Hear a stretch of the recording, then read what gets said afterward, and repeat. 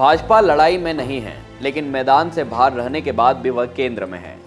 कश्मीर की राजनीति में 4 मोर्चे बन गए हैं। एक मोर्चा INDIA गठबंधन का है, जिसमें नेशनल कॉन्फ्रेंस और कांग्रेस मिलकर चुनाव मैदान में है। दूसरा मोर्चा नेशनल कॉन्फ्रेंस को रोकने के लिए अपनी पार्टी और पीपल्स कॉन्फ्रेंस का बना है। इस मोर्चे ने कई अन्य प्रभावशाली लोगों का समर्थन पाने में सफलता पाई है।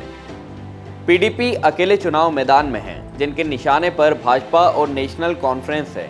चौथा मोर्चा गुलाम नबी आज़ाद की नई पार्टी डेमोक्रेटिक प्रोग्रेसिव आज़ाद पार्टी DPAP का है, जिसने 2 प्रत्याशी मैदान में उतारे हैं।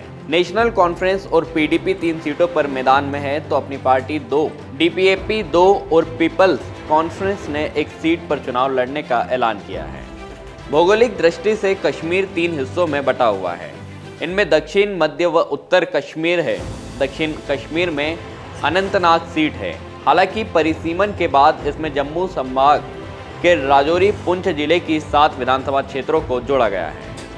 मध्य कश्मीर में श्रीनगर और उत्तर कश्मीर में बारामूला की सीट है। 370 हटने के बाद बदली परिस्थितियों में कश्मीर में आतंकवाद, अलगाववाद कम हुआ है, तो कश्मीर में अछूत मानी जाने वाली भाजपा ने भी अपनी शक्ति बढ़ाई है। 370 हटने के बाद ही PDP से अलग होकर नई पार्टी जम्मू कश्मीर अपनी पार्टी बनाने वाले अल्ताफ बुखारी ने भी कश्मीर के हर इलाके में अपने कैडर तैयार किए हैं। नेशनल कॉन्फ्रेंस और PDP भी सभी इलाकों में सक्रिय है, लेकिन PDP की दक्षिण कश्मीर में मजबूत स्थिति मानी जाती है। पीपल्स कॉन्फ्रेंस का उत्तरी कश्मीर में प्रभाव है।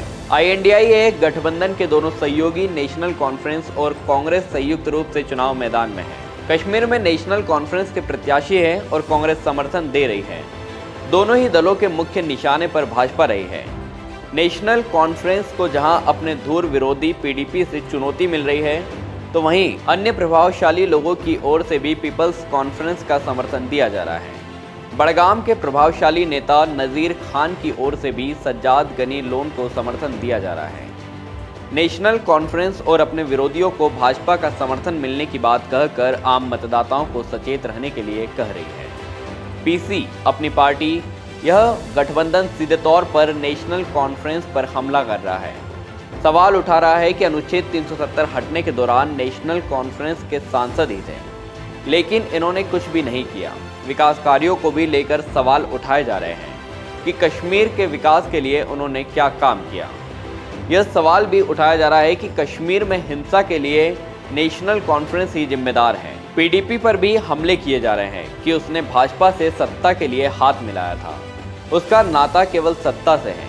पीपल्स डेमोक्रेटिक पार्टी PDP की ओर से भाजपा तथा केंद्र के फैसलों को चुनाव प्रचार में आधार बनाया जा रहा है। पार्टी की ओर से यह कहा जा रहा है कि भाजपा ने कश्मीर को जेल में तब्दील कर दिया है। 370 हटने के बाद भी हालात में किसी प्रकार का बदलाव नहीं आया है। PDP यह भी प्रचारित कर रही है कि महबूबा को संसद में जाने से रोकने के लिए सभी पार्टियां लामबद्ध हो गई है। नेशनल कॉन्फ्रेंस को भी पार्टी घेर रही है। टिकट बंटवारे में किए गए भेदभाव के बारे में भी आम जनता को बताया जा रहा है। पूर्व मुख्यमंत्री गुलाम नबी आज़ाद की डेमोक्रेटिक प्रोग्रेसिव आज़ाद पार्टी DPAP बारामूला को छोड़कर 2 सीटों पर लड़ रही है। गुलाम नबी आज़ाद ने खुद पार्टी की कमान संभाल रखी है।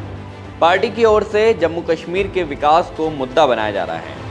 उमर और आज़ाद के बीच कुछ दिन पहले जुबानी जंग खूब चली थी। इसमें उमर की ओर से आज़ाद को राज्यसभा भेजने की बात कही गई थी, तो जवाब में आज़ाद ने उमर पर हमले करते हुए भाजपा शासनकाल में उमर के मंत्री रहने पर सवाल उठाए। तो यह थी आज की हमारी ये खास रिपोर्ट। आपको कैसी लगी अपने विचार हमसे जरूर साझा करें। वीडियो पसंद आए तो इसे लाइक, शेयर और चैनल को सब्सक्राइब करें। UB न्यूज़ आपके लिए लाता रहेगा देश विदेश से जुड़ी ऐसी तमाम बड़ी खबरें। तब तक के लिए धन्यवाद।